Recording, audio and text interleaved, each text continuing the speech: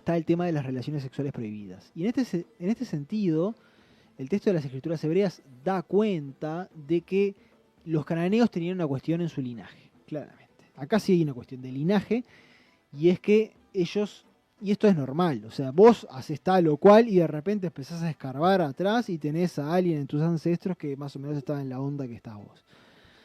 Tema aparte, pero esto pasaba con los cananeos, claramente. ¿Cuál es la prueba de esto? Bueno, en época de Abraham estaban los habitantes de Sodoma y Gomorra. En Génesis, sección 19, se habla de los habitantes de Sodoma y Gomorra, particularmente de Sodoma, y de cómo ellos estaban bastante pervertidos en lo que refiere al tema sexual. Y en este sentido, se narra cómo habían unos mensajeros enviados por el Hacedor de los cielos y la tierra a examinar cuál era la conducta moral de esta ciudad en cuestión. Unos mensajeros celestiales, vamos a decir. Exactamente, pero que tenían figura humana. Bien.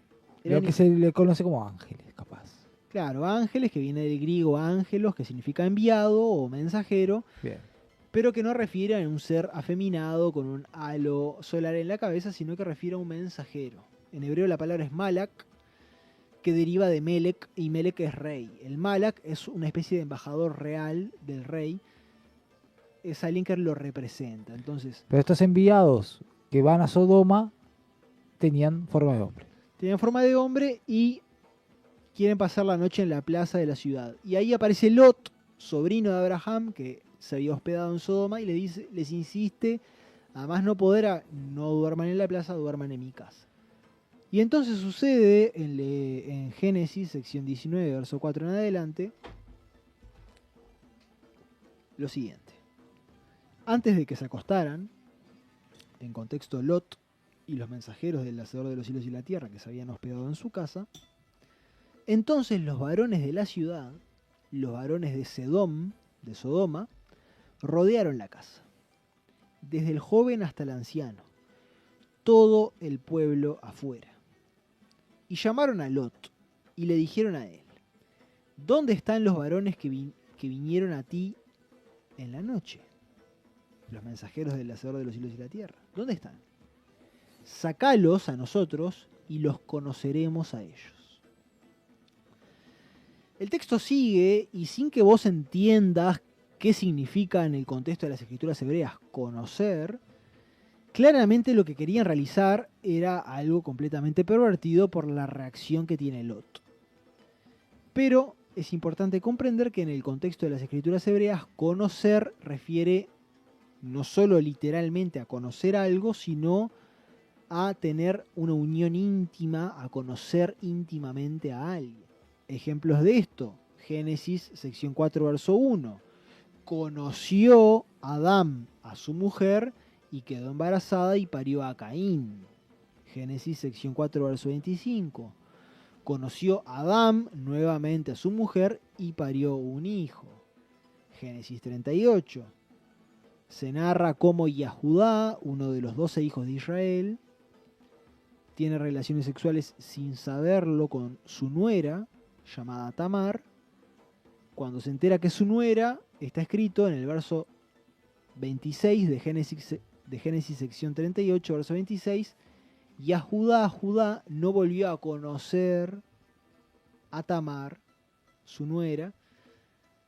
Conocer refiere al acto sexual. Entonces, ¿qué es lo que estaban pidiendo desde el joven hasta el anciano? Desde lo más joven del pueblo hasta el más viejo, que debería representar algo de sabiduría en el pueblo, pero en este caso no. De los habitantes de Sodoma, que estaban exigiendo a Lot: sacanos a los hombres que vinieron a ti esta noche porque los queremos conocer. En contexto, los queremos violar, básicamente. Esto es lo que deviene en la gota que derrama el vaso de lo que es la destrucción de Sodoma y de las ciudades que rodeaban lo que después de esto pasó a ser el llamado Mar Muerto. De que los cananeos, esto de que sus prácticas sexuales estaban bastante pervertidas, les viene por linaje, y en este sentido el texto lo enfatiza hasta el punto de que esto viene de su patriarca de Canaán. Acá tenemos que entender que Canaán era nieto de Noaj. Está escrito lo siguiente: después del diluvio empezó Noé, a ser un hombre de la tierra, es decir, a ser un labrador, alguien que se dedica a la agricultura. Y plantó una viña. y bebió del vino de su viña y se emborrachó y se desnudó en medio de su tienda. Y vio Ham, padre de Canaán, la desnudez de su padre. En contexto, Ham es hijo de Noé, de Noaj. Y vio Ham, padre de Canaán, la desnudez de su padre, y se lo declaró a sus dos hermanos, estando ellos afuera. Sus dos hermanos son Shem y Jafet, o Sem y Jafet, según dicen las traducciones. Y tomaron Shem y Jafet el vestido y lo pusieron sobre los hombros de ambos dos, y anduvieron de espaldas y cubrieron la desnudez del padre de ellos, y los rostros de ellos estaban de espaldas, y la desnudez del padre de ellos no vieron. Entonces despertó Noé, de su vino, y conoció lo que había hecho con él su hijo menor. Y dijo: maldito Canaán, siervo de siervos será para sus hermanos.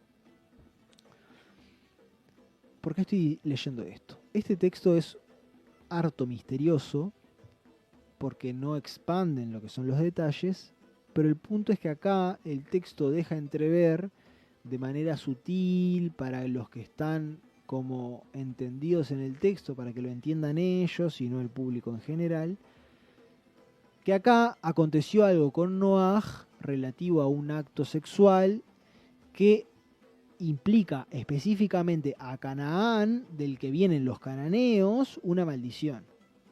Y esto tiene que ver con el ámbito sexual en contexto.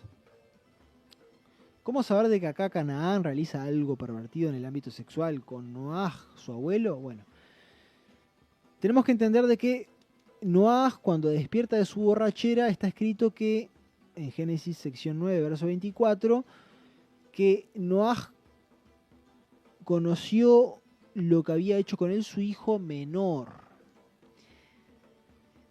¿Y qué pasa? Cuando se te dice que Ham, hijo de Noaj, ve la desnudez de su padre, tenemos que entender de que él no es el sujeto de esta frase, porque Ham no es el hijo menor. ¿Cómo saberlo? Porque en las escrituras hebreas siempre los hijos son nombrados por orden de nacimiento. Y en absolutamente todas las veces, todas las que son nombradas los hijos de Noaj, Shem, Ham y Jafet, bueno, de estos tres, cada vez que se los nombra en ese orden: Shem, Ham y Jafet. Y abundan los textos de las escrituras hebreas en los cuales los hijos son nombrados siempre en orden de mayor al menor. ¿Cuál es el punto de esto? Si está escrito en Génesis que Noaj descubrió lo que había hecho con él su hijo el menor, y se dice que Ham vio su desnudez, y se dice Ham, padre de Canaán, y Noaj despierta y maldice a Canaán, ¿qué es lo que está pasando? Bueno, esto hace sentido cuando entendemos de que Canaán es el hijo menor de Ham. O sea, Canaán es el hijo menor de uno de los hijos de Noaj, de Noé. Y en las escrituras hebreas, padre e hijo no refiere literalmente al padre o al hijo, sino que también refiere al nieto o... En el caso del hijo, al nieto. Claro. En el caso del padre, también al patriarca, al abuelo, al tatarabuelo. Los patriarcas, Abraham, Isaac y Jacob, son llamados en realidad en hebreo los padres. Claro, los padres, y son Abraham es el padre de Isaac y el padre de Jacob, entonces claro, pero son llamados los padres. Los padres, y siempre que se habla de un ancestro tuyo, se te habla de tu padre.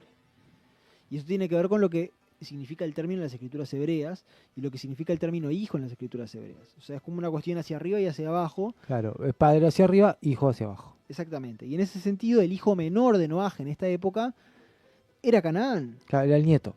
Exacto, era su nieto menor, pero en contexto hebreo su hijo menor. Porque la palabra para nieto en este contexto también es hijo. ¿Cómo saber de que era el menor? Bueno, basta ver los linajes. Esto aparece en Génesis sección 10. Verso 6, se habla de los hijos de Ham, que era el segundo hijo de Noaj, y se dice que de los hijos de Ham vienen Cush, Mitzrayim, que es Egipto, Fut y Canaán. Canaán es nombrado el último. Conoció lo que había hecho con él su hijo el menor, y acto seguido maldice a Canaán. Claramente, según la información que nos provee el texto de las escrituras hebreas, el hijo del menor es Canaán. Y todo lo que refiere a la desnudez tiene que ver con algo sexual. Claro, entonces, de ahí es lo que vos decís de que la perversión de Canaán viene desde su padre. Exactamente, es algo que... Y es lógico, o sea, si vos tenés por referente a tu ancestro y tu ancestro realizaba cierto tipo de práctica, y vos te parás en esta postura de defender lo que hacían los tuyos, bueno, ¿qué es lo que hacían los cananeos? Lo que hicieron siempre sus antepasados. Entonces, más allá de que acá se podría hablar específicamente de todo lo que dice el texto, el punto es que el texto deja entrever de que Canaán realizó algo que le devino en una maldición y aparte no tiene sentido, si no lo entendemos así. ¿En qué sentido digo esto? En que Noaj se despierta y descubre de que habían hecho algo con él cuando él estaba borracho. Y el texto como que deja entrever de que Ham, uno de sus hijos, ve que estaba desnudo, pero el maldito es uno de sus hijos. ¿Por qué el maldito es el menor? En el contexto de las escrituras hebreas, siempre lo principal viene del mayor. Entonces no tiene sentido de que si Ham fue el que hizo algo malo, el maldito sea su último hijo, sino lo coherente sería que el hijo maldito de él sea el primogénito. Si fuese tipo, vas a pagar en tus hijos, lo coherente sería que sea el primogénito el que fuese maldito, que es Cush. El punto acá es que el relato de Génesis sección 9 tiene sentido si entendemos de que Canaán hace algo que no sabemos bien qué es, porque el texto no lo aclara, pero que probablemente tiene que ver con haber abusado sexualmente o de su abuelo o de su abuela. Entendiendo que descubrir la desnudez de alguien no necesariamente es tener sexo con ese alguien, sino con alguien íntimamente relacionado con ese alguien también puede ser una posibilidad. Entendiendo esto, entendemos de que, bueno, el texto de las escrituras hebreas establece de que los cananeos, estos que son expulsados de delante de los hijos de Israel, son expulsados por sus prácticas. Y después, si seguimos leyendo el texto y no nos quedamos ahí, para juzgar de manera simplista, encontramos de que los hijos de Israel realizaron las mismas prácticas que después terminaron realizando los cananeos y fueron juzgados en concordancia, terminaron siendo también expulsados de su tierra.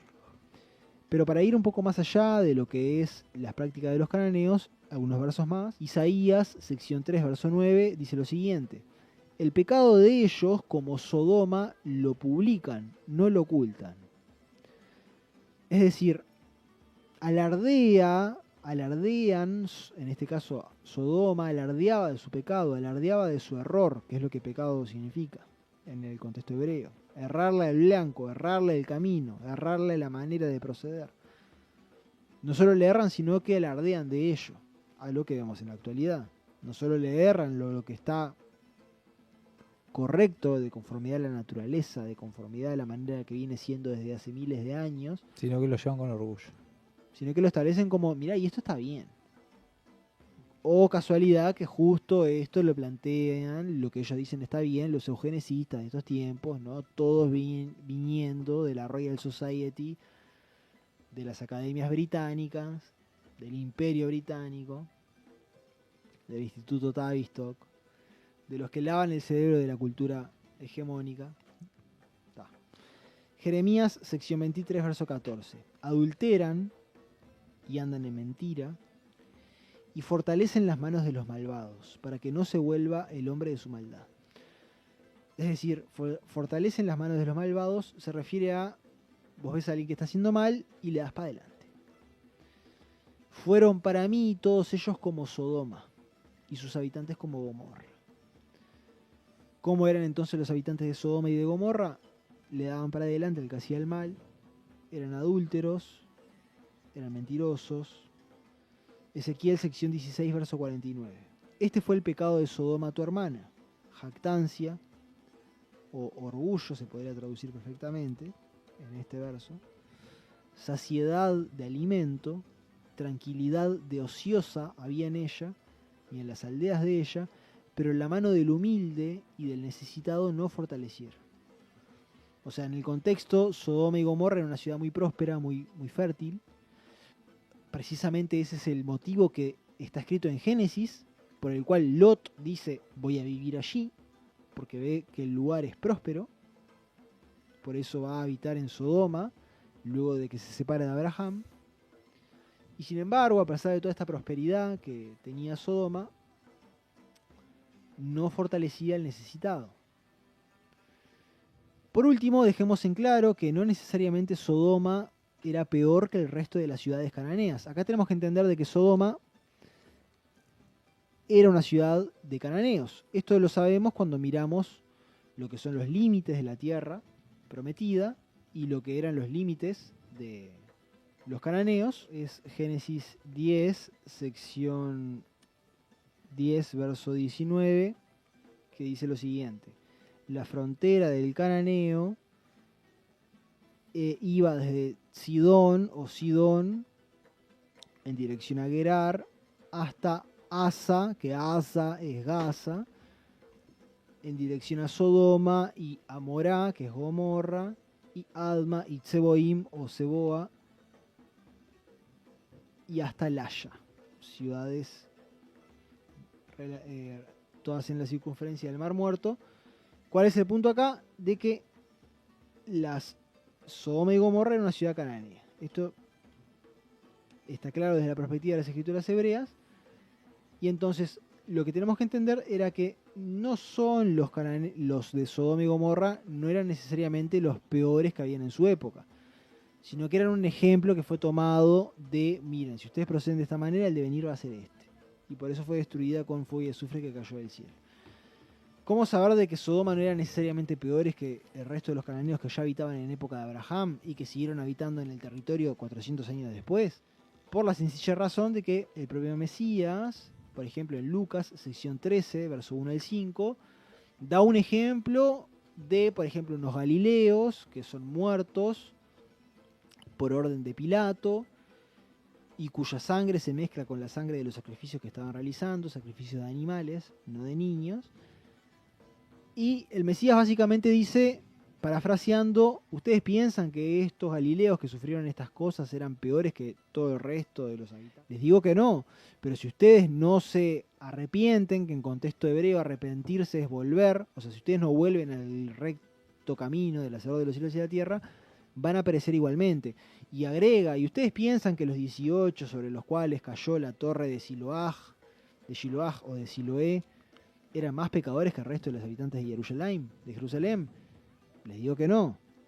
Pero si ustedes no se convierten o se arrepienten o vuelven de su proceder al proceder recto, según establecen las escrituras, perecerán igualmente. O sea, el punto acá es que en esta existencia hay gente que sufre ciertas cosas, que le pasan ciertas cosas, y que le pasan ciertas cosas por sus obras, pero eso no significa que de que el que sufre aquello sea peor que el resto, sino de que el que sufre tal o cual es un ejemplo para el resto que hace lo mismo de, mirá, si seguís en la que estás, te va a pasar lo que le pasó a este que hace lo mismo que vos.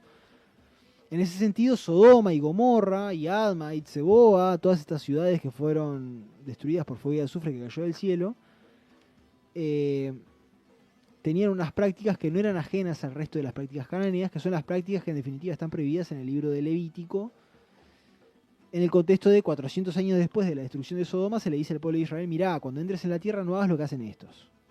Y es algo que vemos que hacían desde hace 400 años antes, e incluso quizás antes, porque ya vemos que Canaán, tan temprano como después del diluvio, el patriarca de todos los cananeos, algo hizo que le debieron una maldición, y ese algo en un contexto de relación sexual prohibida.